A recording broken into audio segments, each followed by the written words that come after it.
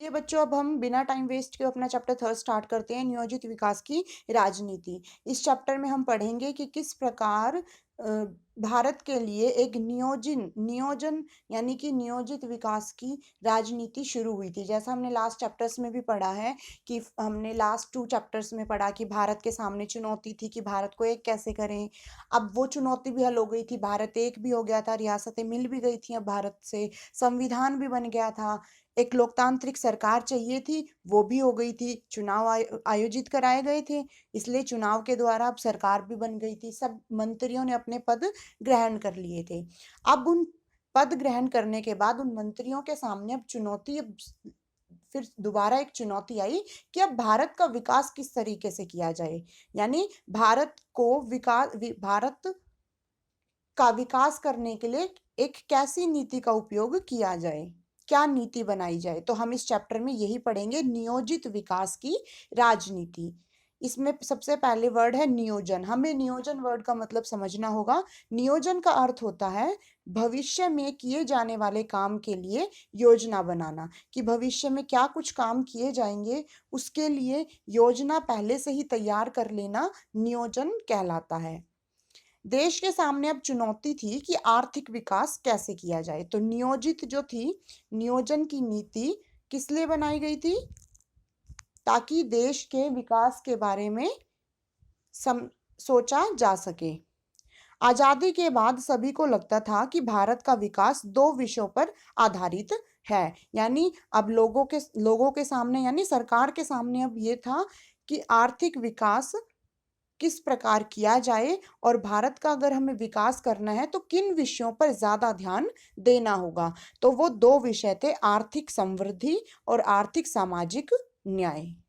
उनका मानना था कि भारत देश का आर्थिक विकास और सामाजिक आर्थिक न्याय को सरकार केवल व्यवसायी, उद्योगपति व किसानों के भरोसे नहीं छोड़ सकती। यानी भारत सरकार का मानना था कि अगर समाज में अच्छा आर्थिक विकास करना है, यानी लोगों को आर्थिक रूप से संपन्न बनाना है, या सामाजिक न्याय की स्थापना करनी है कि भाई समाज में आर्थिक रूप से सब एक समान होनी चाहिए, कोई ज्यादा अमीर और कोई ज्यादा गरीब नहीं होना चाहिए। तो ऐसी समस्या को अगर हल करना है तो सरकार का मानना था कि व्यवसायिक या उद्योगपति के भरोसे वो नहीं रह सकते। यानी वो केवल ये सोचकर भारत में विकास की कल्पना नहीं कर सकते कि उद्योगपति और जो किसान हैं वो अपने आप सुलट लेंगे और विकास संभव बना देंगे। तो यानी वो बिल्कुल नहीं सोचते थे। उनका मानना था कि अगर भारत को विकसित करना है तो देश को, यानी देश की सरकार को ही अपनी अहम भूमिका निभानी होगी।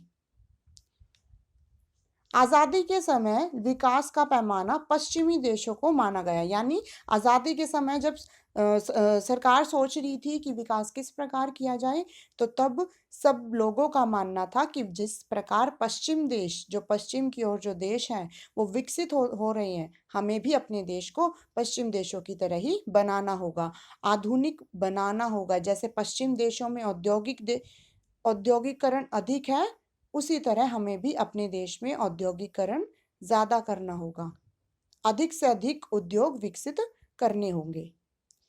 अब सरकार ने विकास के दो मॉडल अपनाए थे। सबसे मेन इंपॉर्टेंट है, प्लीज ध्यान से सुनिएगा। इसमें आपका, इस चैप्टर से आपके 2 मार्क्स का क्वेश्चन आएगा। यानी सीबीएसई द्वारा जो ब्लूप्रिंट दिया गया है उसके अकॉर्डिंग आपका चैप्टर थर्ड ओनली 2 मार्क्स का आएगा। तो प्लीज ध्यान रखें कि 2 मार्क्स को यूं ही ना गवाएं, क्योंकि बूंद बूंद से ही घड़ा भरता है। तो ऐसे ही छोटे छोटे एक एक दो दो नंबरों से ही हमारे मार्क्स अच्छे आते हैं और बुरे भी आते हैं। तो इसलिए इस चैप्टर को अच्छे से समझे। विकास दो मॉडल, यानी विकास के दो मॉडल थे। अब भारत विकास करना चाहता था, तो भारत के सामने दो मॉडल थे, उदारवादी मॉडल और पूंजीवादी मॉडल। परंतु भारत दोनों में से किसी भी मॉडल को ज्यादा सर्वश्रेष्ठ नहीं मानता था, इसीलिए भारत ने मिश्रित अर्थव्यवस्था को अपनाया। उसका मानना था कि हम दोनों ही चीज के समावेश को, जिसमें ऐसी अर्थव्यवस्था अपनाएंगे जिसमें दोनों का ही समावेश हो।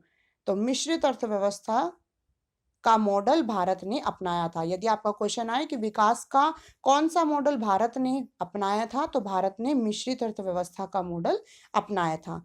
अब देखेंगे मिश्रित अर्थव्यवस्था का मतलब क्या होता है। अर्थव्यवस्था का वह मॉडल जिसमें पूंजीवादी व समाजवादी मॉडल दोनों के मिले जुले मॉडल के गुण होते हैं, उसे मिश्रित अर्थव्यवस्था कहते हैं। यानी मिश्रित अर्थव्यवस्था एक ऐसा विकास का मॉडल है जिसमें उदारवादी मॉडल और पूंजीवादी मॉडल दोनों के ही गुण पाए जाते हैं। विकास हेतु भारत ने मिश्रित अर्थव्यवस्था का मॉडल अपनाया था।